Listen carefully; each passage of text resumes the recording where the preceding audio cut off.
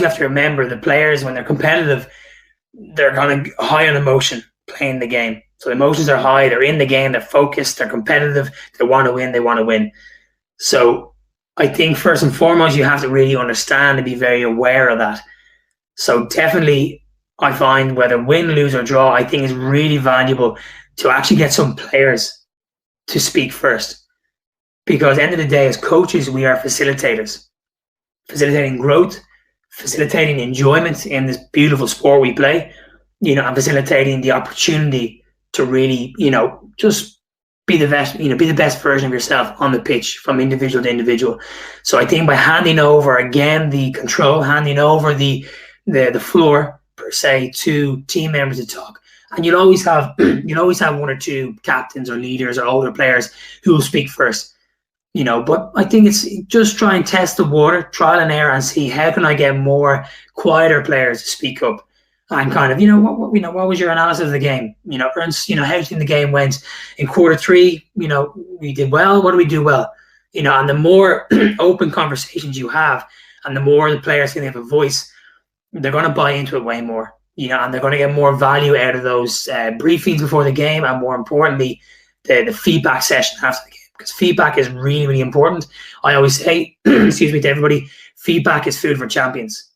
Feedback is food for champions. So it is really important that giving your feedback as a coach is very important, but also allowing the players to give you feedback. And even at the younger age groups, and they may come around and say nothing or say something stupid, but at least you're creating the conversation.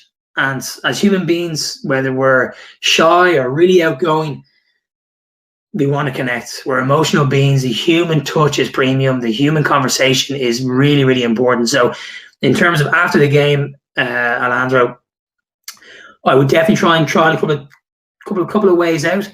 I would definitely try and get players to kind of review and kind of give you a bit of feedback.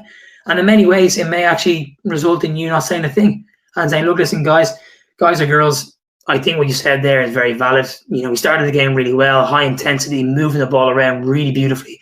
As the game went on, we stopped doing that. And you guys have pointed that out. So for me, I don't really have much to say. You've actually given the proper kind of feedback there. So again, it's trial and error, but definitely voice to the players and try and see, just bear in mind emotions are high. So don't do it immediately after the game.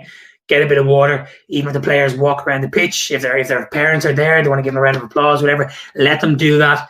I would avoid immediately after a game. Definitely immediately after a game, I would not have a conversation of any kind, even if we've won the game. I let them go. Just let them kind of relax. Even if they've won the game and they're high on emotion, let that kind of sink in for a second.